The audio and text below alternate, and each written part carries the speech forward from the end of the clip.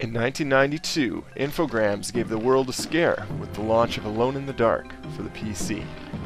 Alone in the Dark began a series of survival horror games with the same name. However, I think the first game is superior to all the sequels.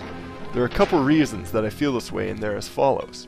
Alone in the Dark is set in 1925, where you are investigating the death of Jeremy Hartwood, a local artist and owner of the Louisiana mansion Dorcito, who has committed suicide by hanging himself.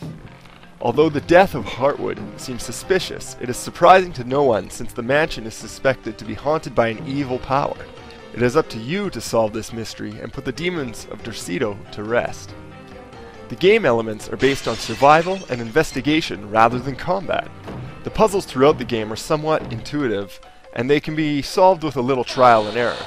But since the game does not fare well on the control side of things, it is a good idea that Infogrames kept the combat to a minimum.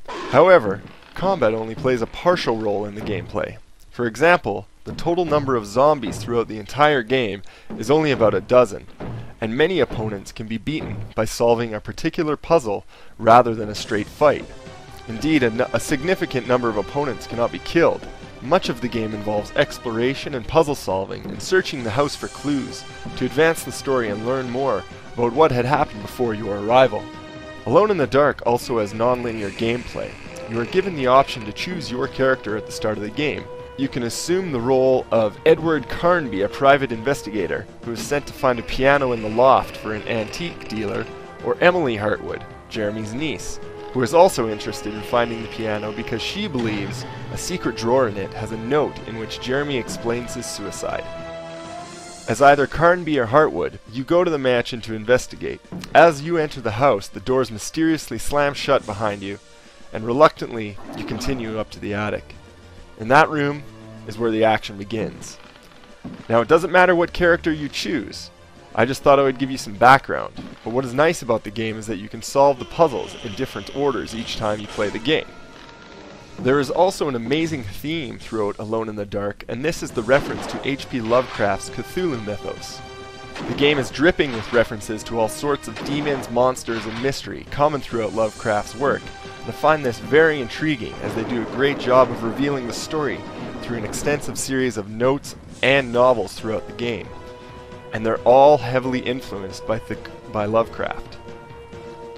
Even if you're not a fan of Lovecraftian mystery, it still does a great job of keeping you strapped to your seat with the story, but you ache to get out of the mansion because of the horrors that you deal with inside.